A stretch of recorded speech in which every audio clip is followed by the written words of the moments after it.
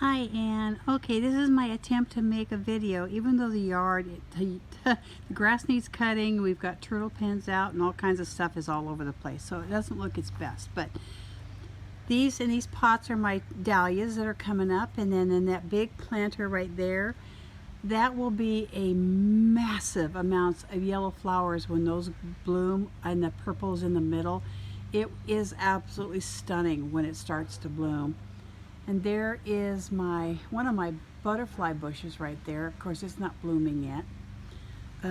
So let's walk over here. This is one of my columbines, the one that you like so much. We have these all over the place because the seed spreads and they just start growing everywhere. Okay, there's my marigolds. And then over here, we put in, I filled up this big container with the hostas because I just couldn't afford to fill it with annuals this year. And that we made that bamboo wall right there, which looks really cute, I think. And we have that wrought iron bird cage. Then over here we have that other big planter. And I didn't fill that up with annuals either. I just put those few things in there. And then here's my Starry Night petunias. I just love these, they're so pretty. And this is one of my roses. It has got at least 50, 60 buds on it. It's just loaded with buds. And then my grass, I love grass. And over here is a Japanese maple I planted a couple years ago. And then over here we have this copper tubing that spans most of the fence line, and all along it is my honeysuckle. It goes all the way down.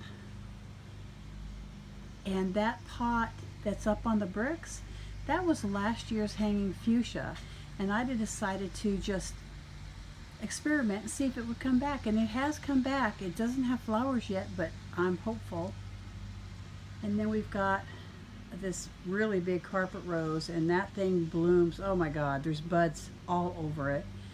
And then my lavender, and down here another grass. And this is just our little sitting area.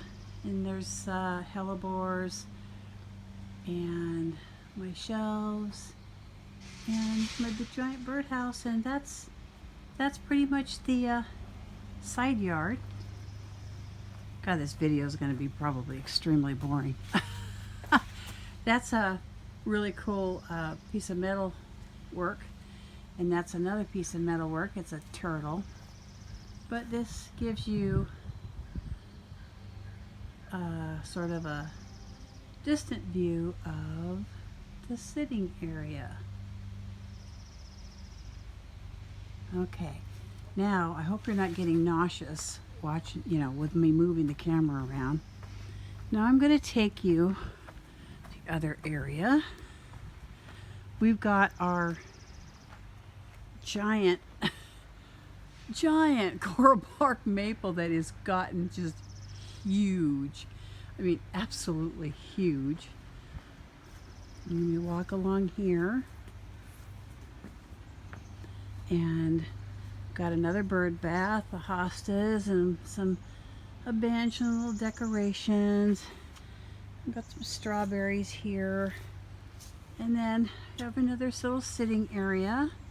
That's our bee waterer. Well, actually all the bugs drink from that. It's this real shallow dish with water and colored glass stones in it. And then another big maple.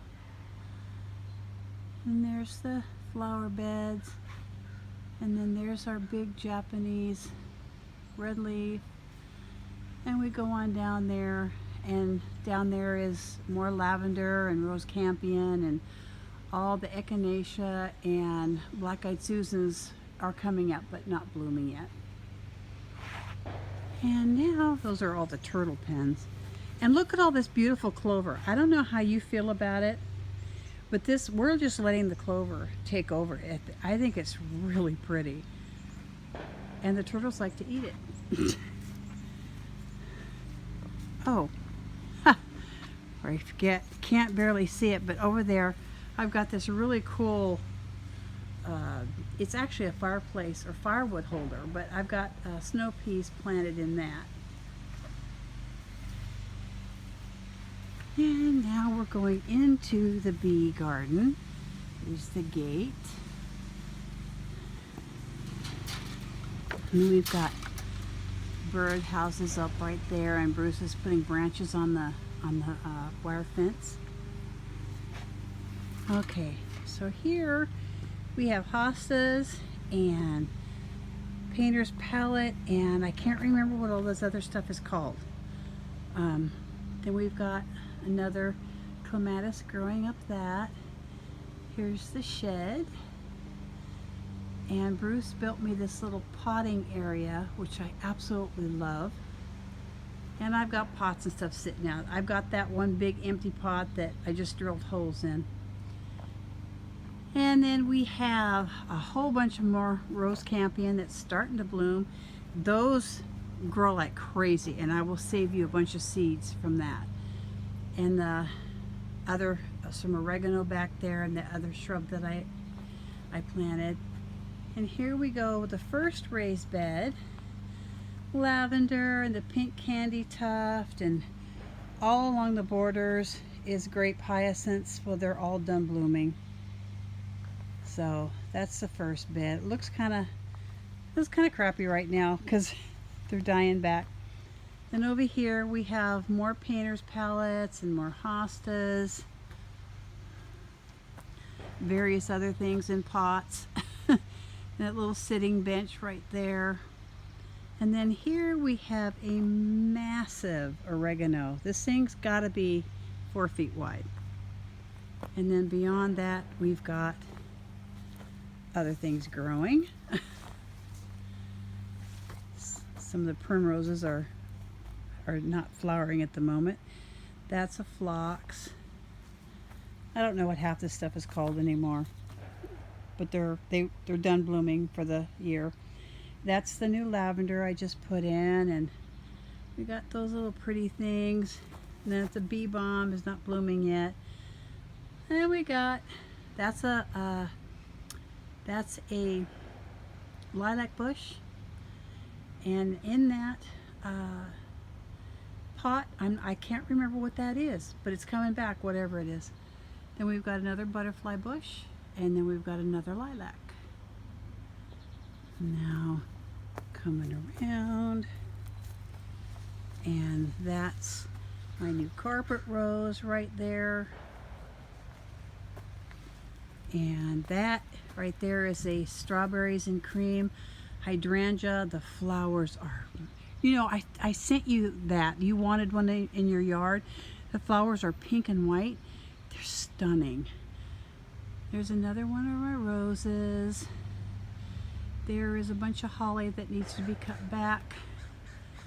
And here is the third raised bed. We've got tomatoes and the rest all flowers. It's a little sparse. I want to add more stuff to this bed because it's not completely full yet. See if I can get around this boulder without falling. A tomato. Yeah. I can't remember the name of this shrub, but in the spring it is loaded with white flowers and the bees love it.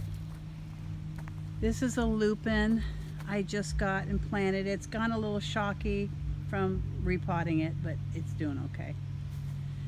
This is actually buckwheat, if you can believe that. They have white and pink flowers, and it's reported that that bees love it. That's the only reason I was growing it from seed. So we'll see what the bees do. These are some clearance vines. They're pot of gold. They get really big. It's like a ground cover with bright yellow flowers. Some more clematis that's done blooming.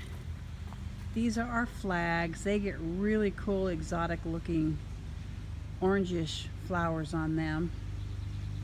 There's some more stuff that is not quite ready to bloom yet. It's getting there. And there is the other side of the, this is the new area we put in last year. And here's kind of a sweeping view of everything. All my chives. When we had that really big rain, I don't know, a week or so ago, all my chives got pelted down by the rain, and now they're all laying down. But they are so pretty. I love chives just because of their flowers, but I also use them when I cook. This is some more of that columbine you really, really liked. And so, yeah. So you've caught the garden sort of in between. Spring blooming is now stopping, and summer blooming has not quite kicked in yet for everything. So it's kind of in the midway point. But the nice thing is that there's always something blooming. You know, it's transitioned, and I've finally getting the hang of actually making a garden so that there's always something in bloom. That was kind of challenging for me to figure out for some reason. So anyway, that's about it. I'm not going to take you on the far side because that's where the hens are, and it's just ugly and gross over there. But well, these are my bee lights. They're solar, and they're little tiny bees. They're so cute. This is Bindy's area. Nothing special. Just grass, and we're digging a hole in the corner that we could put a wading pool in for her. And but a lot of nice plants up there in the rockery behind it, but you just can't see them because the tree's in the way. So there's that. And last but not least, here's the bee house, and the mason bees are almost done. And then we will clean that out and start with the leaf cutters.